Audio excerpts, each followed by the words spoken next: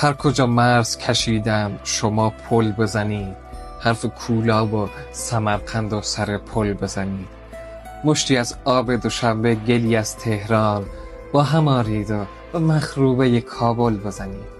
هر کی از جنگ سخن گفت بخندید بر او، حرف از پنجره رو به تحمل بزنید.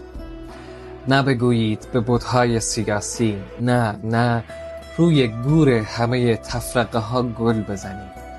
مشتی از خاک بخارا گل نیشابور با هم آرید و به مخروبه کابل بزنید.